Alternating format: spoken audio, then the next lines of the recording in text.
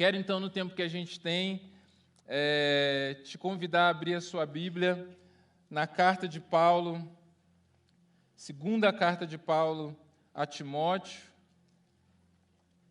capítulo 2.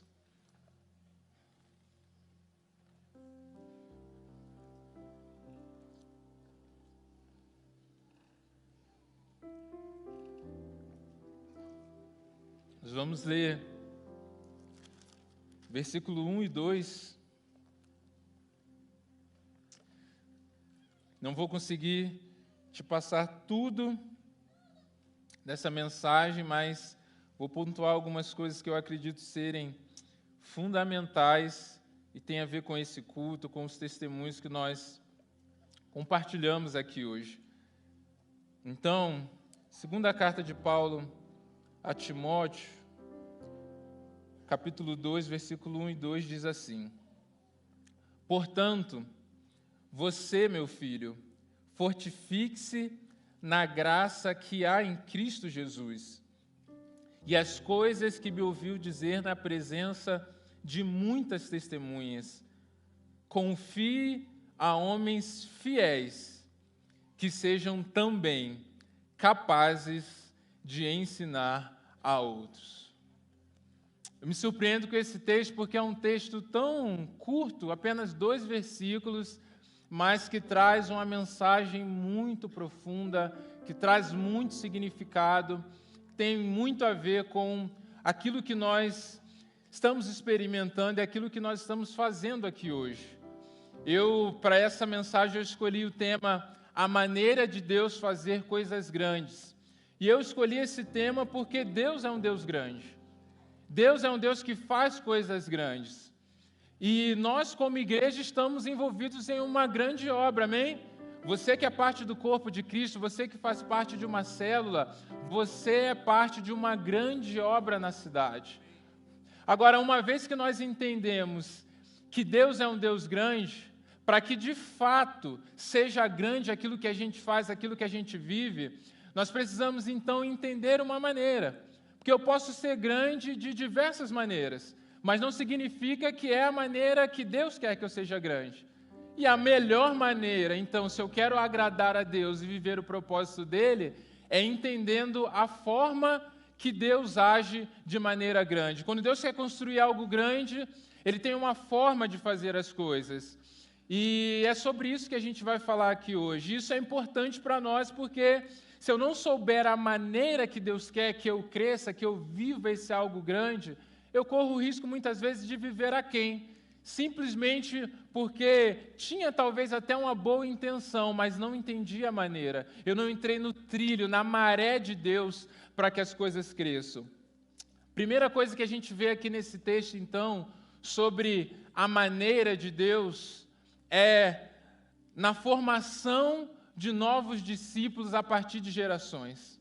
Olha como esse texto aqui, ele mostra uma multiplicação de discípulos.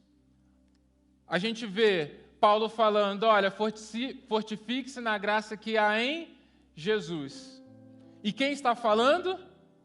Paulo. Está falando para quem? Para Timóteo. Aqui a gente já tem 3 gerações. Paulo, que foi tocado por Cristo, aliás, Cristo que tocou em Paulo, que discipulou Timóteo, e ele está dizendo o seguinte, agora faz o seguinte, compartilhe isso com homens fiéis, 4 gerações, que são também capazes de fazer o quê? Ensinar a outros. 5 gerações contidas, 5 gerações de discípulos citados em apenas 2 versículos. Deus ele quer fazer coisas grandes, mas muitas vezes ele começa com um. Quando nós vemos os grandes marcos da história, os grandes novos começos de Deus na história, a gente pode citar, por exemplo, a criação, Adão e Eva. A gente pode citar um novo recomeço na família de Noé. A gente pode citar Abraão, uma nova aliança. A gente pode olhar para Jesus também enviando os discípulos, um novo começo. O que é que tem em comum em todos esses novos começos? Uma ordem de multiplicação. Sejam férteis, multipliquem-se. Multipliquem-se e ocupem toda a terra. A partir de ti, multiplicarei toda a sua descendência e abençoarei todas as famílias da terra. Vão, façam discípulos, sejam testemunhas em Jerusalém, Judéia, Samaria, até os confins da terra. Ou seja, Deus faz coisas grandes, mas muitas vezes Ele começa com poucos que podem multiplicar. Por que é que Deus criou só Adão e Eva? Será que Deus não tinha poder para criar 6 bilhões de pessoas de uma vez só? Será que acabou a matéria-prima, o poder de Deus? Mas não, Deus ele não é centralizador. Deus ele compartilhou da essência, da imagem dele a Adão e Eva, para que a partir deles pudesse haver essa multiplicação. O Espírito Santo tem os seus dons, mas ele distribui os seus dons à igreja.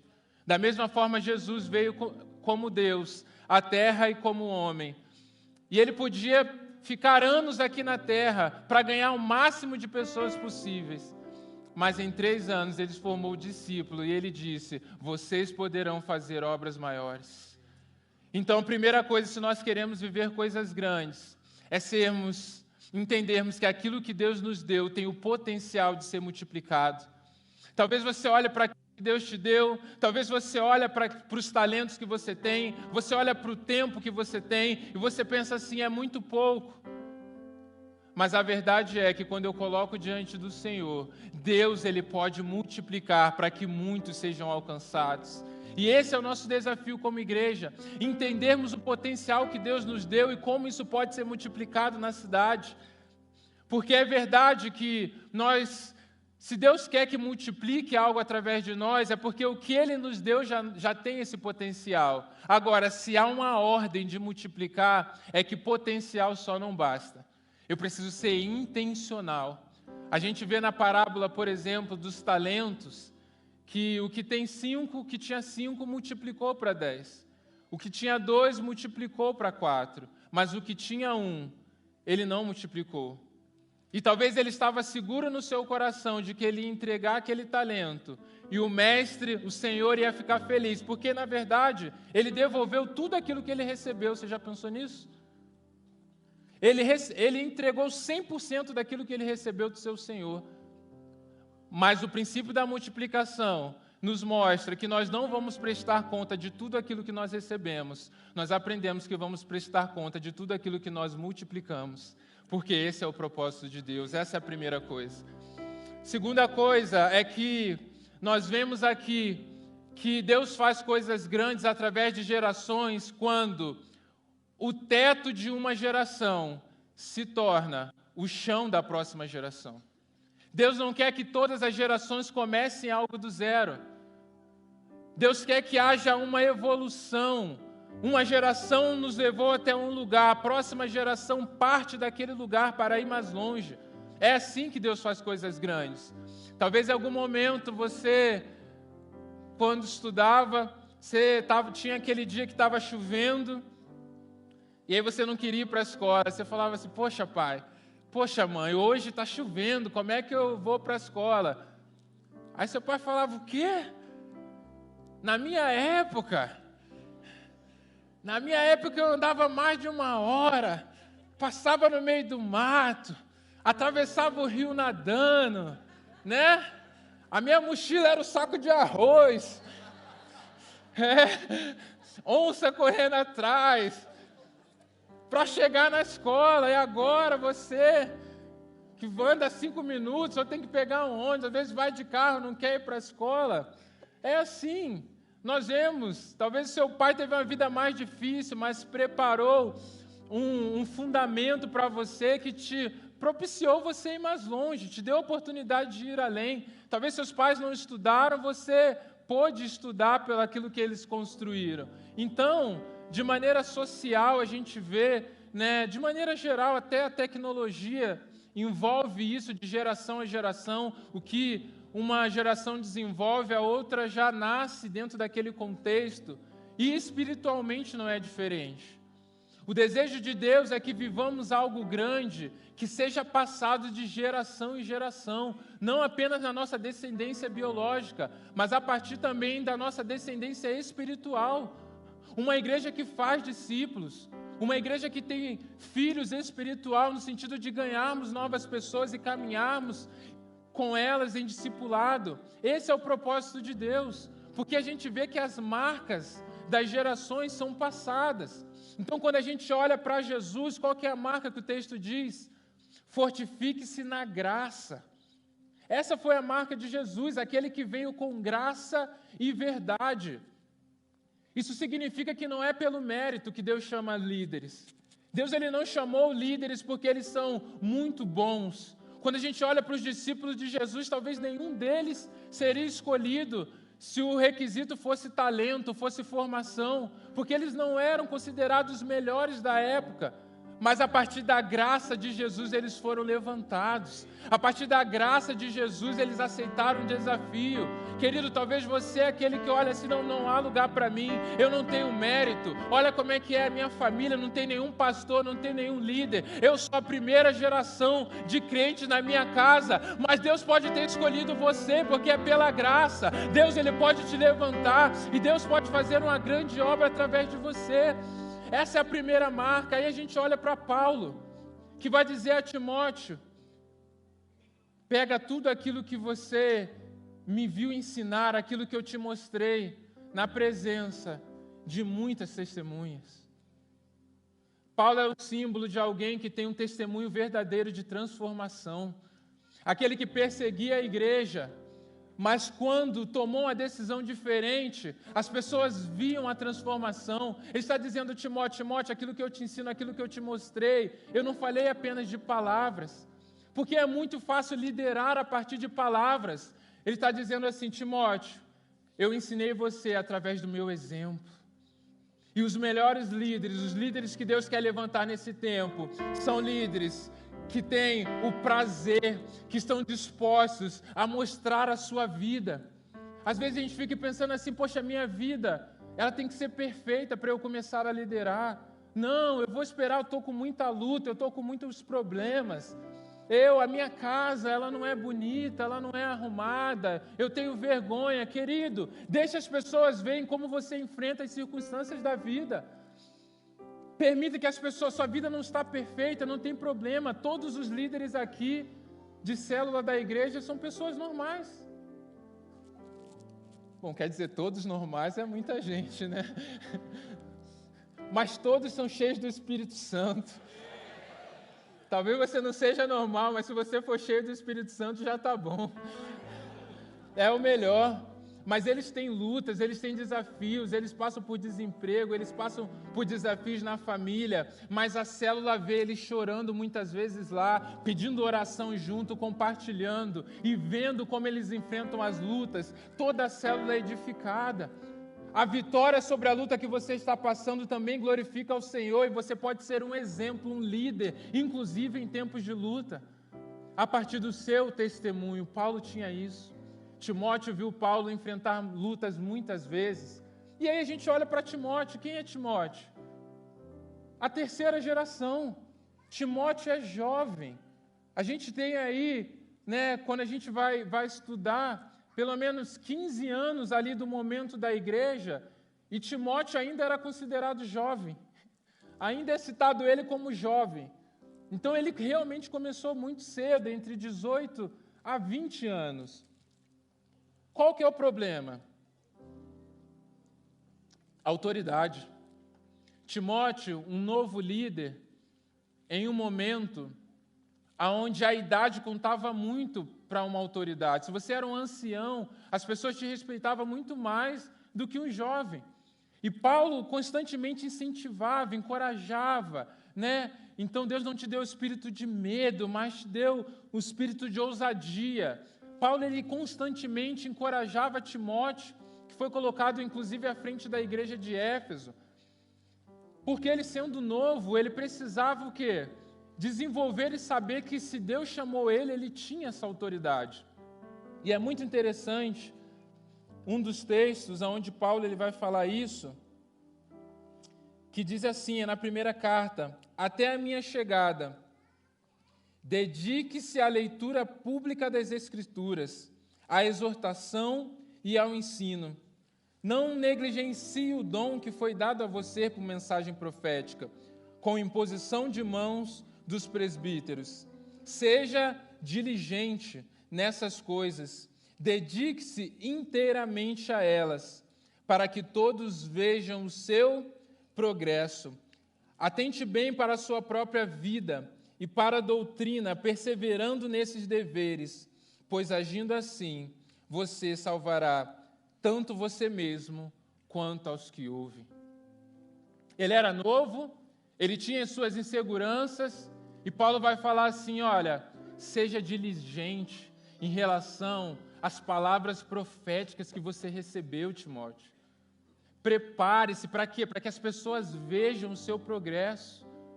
Ou seja, eu não estar pronto hoje não significa que amanhã eu não vou estar pronto. Mas eu preciso fazer o quê? Eu tenho que me preparar. Se queima algo no meu coração, se eu sei que eu posso ser um líder de célula, um anfitrião, um discipulador e eu não estou pronto, o que eu preciso fazer? Eu preciso me preparar. Não foi isso que a Lucila compartilhou aqui conosco? Eu não podia, meu contexto de família não me permitia liderar uma célula, mas eu tinha o quê? Uma palavra. Se Deus agir, não há como alguém impedir. Se Deus agir, não há impossível para o Senhor. Mas o que ela fez? Então eu vou esperar Deus agir. Não. É na célula que eu vou me preparar? Pode me colocar para fazer. É no TDL que eu tenho que ir? Vou lá no TDL. É na classe? Eu não sei se eu vou ser líder. Deus tem que agir, mas eu vou estar pronta. Foi isso que ela colocou no coração dela. Se ela não tivesse feito isso, talvez hoje ela saberia que poderia ser, ia ter que começar a se preparar, mas não. Ela foi diligente diante da palavra que ela recebeu. Assim pode ser com você também. Talvez você ache que não tenha capacidade, talvez você pense que não tem autoridade, mas se você decidir se preparar, Deus vai começar a fazer através da sua vida e vai abrir as portas que precisam ser abertas, para que você se torne essa autoridade, para que as pessoas vejam o seu crescimento e queiram ouvir aquilo que sai da sua boca, porque você entendeu que é chamado pela graça, porque você entendeu que há um testemunho, uma vida para você construir em meio às dificuldades, mas você entendeu que diante de uma palavra que você recebe do Senhor, é o preparo que vai te autorizar, amém? Essa é a marca na vida de Timóteo. Timóteo recebe essa revelação, ele recebe isso do apóstolo Paulo, e ele começa a se preparar para se tornar um padrão para aqueles que estão ali. Mas aquilo não parou nele. Paulo diz, olha, você tem tudo aquilo que você recebeu de mim e na presença de muitas testemunhas. Agora, chega lá na igreja e você vai olhar aqueles que são fiéis e capazes de ensinar a outros. Compartilhe com pessoas de confiança. Compartilhe com pessoas que não são apenas consumidores, mas são provedores também. Homens que vão receber, mas não vão guardar para si, mas vão ser capazes de levar aquilo adiante. Querido, existe níveis de revelação de Deus que não são para consumidores, são para aqueles que querem prover. Deus dá pão para o que come, porque todo mundo come. Mas Deus dá semente para o que semeia, e nem todo semeia. Sementes são para aqueles que serão provedores. São para aqueles que estão dispostos a receber algo, se prepararem, mas que vão levar isso adiante. Quem será que Timóteo escolheria no nosso meio? Será que ele me escolheria para essa reunião? Eu vou fazer essa reunião onde eu vou capacitar, onde eu vou treinar, onde eu vou instruir com tudo aquilo que eu aprendi do apóstolo Paulo. Você gostaria de participar desse encontro? Você gostaria de estar nesse grupo? Se fosse pelo desejo, eu acredito que todos nós gostaríamos. Mas será que estaríamos aptos? A Carol estaria, que contou o testemunho aqui. A Carol está. Ela encontrou alguém que não conhecia o Senhor, que não tinha o mesmo nível de revelação que ela, que não sabia orar, que ganhou a Bíblia dela, mas que não sabia abrir, não sabia ler.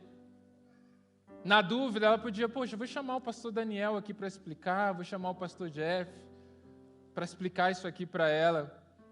Mas ela não fez isso, por quê? Porque ela é alguém de confiança, capaz de ensinar a outros. Ela mesma deu a resposta, e por isso hoje ela já tem uma filha espiritual. Queridos, para que você estivesse aqui, para que hoje, eu e você, motivo de que nós podemos hoje nos reunir, que a palavra chegou até nós, muitos outros foram levantados para levar adiante a mensagem do Evangelho. Alguns conhecidos, mas a maioria esmagadora anônimos. De casa em casa, de convite a convite, de reunião de oração, para que o Evangelho chegasse aqui. A quinta geração não tem uma característica específica, são os outros. Mas de muitos outros chegaram até nós. E nós somos esses hoje, nós somos essa geração que precisa ser levantada para levar algo adiante. Você é o líder que Deus chamou para esse tempo. Você é a influência que Deus chamou para esse tempo. Talvez você pense assim, não, mas eu não quero ser líder. Eu só quero ser parecido com Jesus. Querido, me mostra alguém parecido com Jesus e você estará apontando para um grande líder.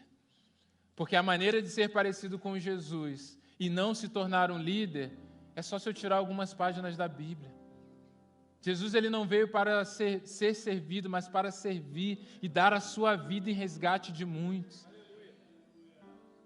Não, mas eu não quero ser líder, eu só quero ser um simples discípulo. Eu posso te contar uma coisa? Dá para ser simples sem ser líder, aí tudo bem. Agora, discípulo não dá. Se você quer ser um discípulo, automaticamente você está dizendo que você quer ser um líder. Porque discípulo não é aquele que recebe. Discípulo é aquele que é preparado e ele é capaz de discipular a outros. Isso é um discípulo. Se eu quero aprender só para mim, eu não vou ser um discípulo nunca. Eu posso ser um crente. Agora, se eu quero ser um verdadeiro discípulo, eu sou aquele que quero preparar a outros. Querido, esse é o nosso chamado. É para isso que Deus está nos chamando. E eu creio que Deus vai levantar um grande exército aqui em nosso meio para fazer as coisas grandes que Ele tem. Talvez você olhe para a igreja e pense, já tem tantos líderes, tantas pessoas boas, porque talvez você está olhando para quanto nós temos aqui. A nossa obra não é sobre esse templo. A nossa obra não é sobre quantos membros tem aqui. Talvez sejamos muitos líderes para o que temos aqui, não somos. Mas talvez você pode achar, não, já tem líder demais, líder de célula demais, anfitrião demais para a quantidade de membros da igreja. Queridos, os nossos outros é a cidade. Os nossos outros são aqueles que estão lá nas esquinas, nas ruas, nos presídios, nas escolas, que ainda não conhecem a Jesus, mas nós vamos chegar até eles. Nem que tenhamos que sair de madrugada e entregar sopa, nem que vamos lá igual fizemos, batendo de porta em porta, tocando a campainha, parando pessoas no terminal de ônibus. Nós vamos fazer alguma coisa, nós não vamos ficar aqui dentro. Nós vamos atrás dessas pessoas que nem sabem o que precisam, assim como a Luísa, que foi contada aqui 2 dias antes, estava lá. Senhor, eu não te conheço, faz algo na minha vida. E uma célula foi resposta na vida dela. Você será a resposta para muitas pessoas. Você será a resposta nesse tempo. E eu quero orar com você aqui nesse tempo. Quero parar aqui. E eu quero nesse tempo fazer apelos bem específicos mesmo. Eu quero primeiramente orar por você que entende que pode ser preparado para ser um líder de célula e um anfitrião de célula. Você que queima no seu coração, e eu sei que é algo que dá trabalho, porque tudo que é bom dá trabalho mesmo. Mas eu creio que há muitos aqui que podem se colocar à disposição do Senhor e serem preparados, caminhar numa célula, para que você possa conduzir então também uma célula. Talvez você não quer liderar, mas você quer abrir uma célula na sua casa. Eu quero orar por você. Esse é o primeiro apelo. Você que quer ser um líder. Pastor, eu não sei nada, não tem problema. Pastor, eu me converti hoje, não tem problema. Pode vir, porque você vai ser preparado para liderar uma nova célula, para receber uma nova célula. Inclusive, nós temos muitas células que só não multiplicaram ainda, porque não temos ou anfitrião ou um novo líder. Chegou a sua vez, querido. Talvez você esteja aqui porque alguém um dia tomou essa decisão. Chegou a sua vez de levar isso adiante. Então esse é o primeiro apelo. Se você quer ser um líder de célula ou um anfitrião de célula, se colocar à disposição para ser preparado, saia do seu lugar, venha até aqui à frente. Se coloque no altar do Senhor. Coloque à disposição dele aquilo que ele te deu, porque um dia você vai prestar conta da multiplicação daquilo que ele colocou nas suas mãos. Talvez você pense, poxa, mais na minha casa. Querido, sua casa é temporária. Jesus, ele saiu da casa dele, cheio de glória, para vir aqui, quando foi, ainda disse que vai preparar a casa para a gente. Na casa do meu pai há muitas moradas, então a sua casa, Jesus já preparou uma melhor. Se coloque à disposição em nome de Jesus. E agora eu quero compartilhar também, eu quero orar por você. Eu quero ser um discipulador de pessoas. Sabe o que acontece? Tem muitas pessoas, como a Carol contou aqui, que elas começam na caminhada de fé e elas param. Elas tomam a decisão, muitas vezes, no apelo aqui no nosso meio. Elas vêm até a frente, elas choram, elas querem uma mudança de vida, mas elas não conseguem prosseguir. Porque muitas vezes não há alguém para chegar do lado delas e ensinar, para fazer o que a Carol fez. Para falar assim, olha, eu vou caminhar com você, eu vou te ensinar a orar, eu vou te ensinar a ler a Bíblia, eu vou te ensinar a frequentar, a viver em comunhão como igreja. Nós precisamos sim de líderes, mas nós precisamos que nas nossas células hajam pessoas com esse coração, pessoas que vai chegar um novo na fé e vai falar assim, olha, eu não vou chamar o pastor, não vai ser o líder de célula que vai te discipular, eu vou discipular você. Eu vou tomar um café com você, eu vou te visitar. Se você for no hospital, eu vou caminhar com você, nós vamos juntos. Muitas vezes nós não acompanhamos nem aqueles que nós mesmos convidamos e vêm até a igreja. Então eu creio que nesse tempo Deus está chamando também discipuladores, pessoas que vão se dedicar para encostar do lado de pessoas, porque Deus vai mandar. Se prepare. Deus vai acrescentar em nosso meio muitos novos, muitos que hoje não conhecem a Jesus, se converterão nesse lugar e nas células. Agora, para que Deus acrescente em nosso meio, é preciso que tomamos a responsabilidade de cuidar dessas pessoas. Porque a seara é grande, faltam trabalhadores. Se você quer também se preparar para caminhar com pessoas, para fazer o que a Carol fez, cuidar de gente, vida na vida, eu gostaria que você se levantasse do seu lugar e viesse aqui à frente também. E nós vamos orar.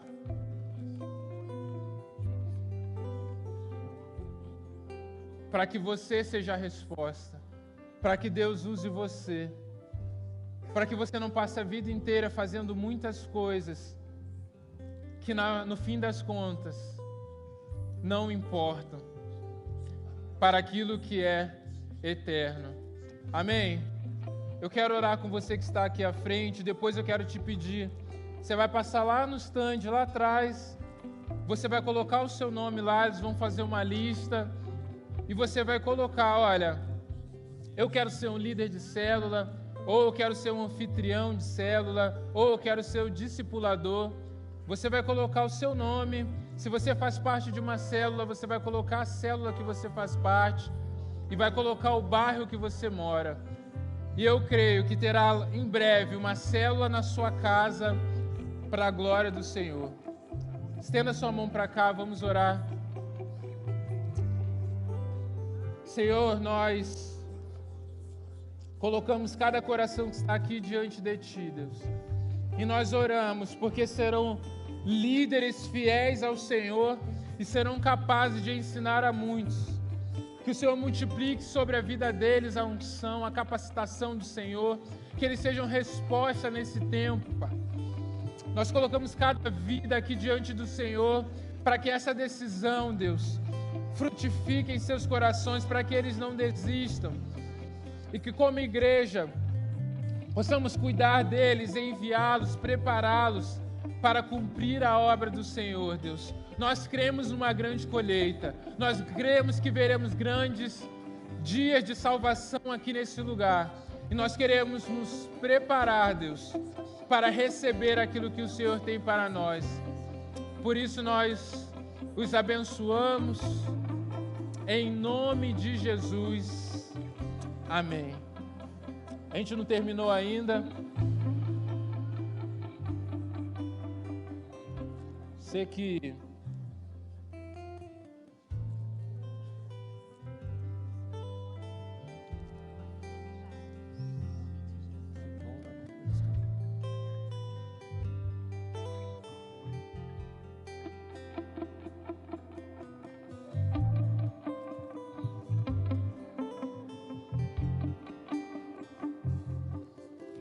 amém.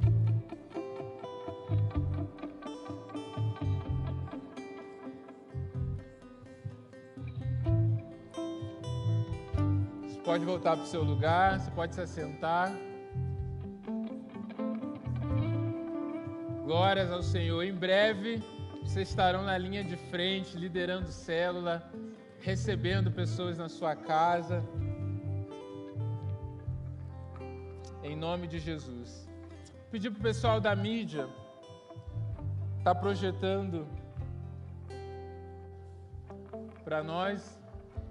Dá só mais 3 minutos da sua atenção, nós já vamos encerrar.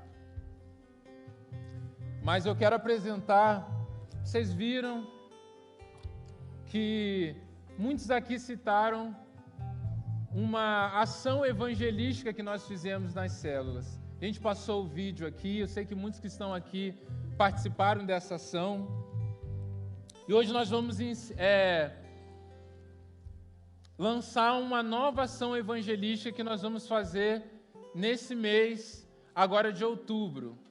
Dessa vez a gente vai fazer uma conexão. A outra foi 100% nas casas. Essa nós vamos fazer uma conexão entre o templo e as casas, que é aquilo que nós somos como igreja. Está aí a ação chama-se Atitude 333. Qual que é o desafio dessa ação evangelística? Nós vamos, queridos, durante as próximas 3 semanas, preste atenção aqui um pouquinho.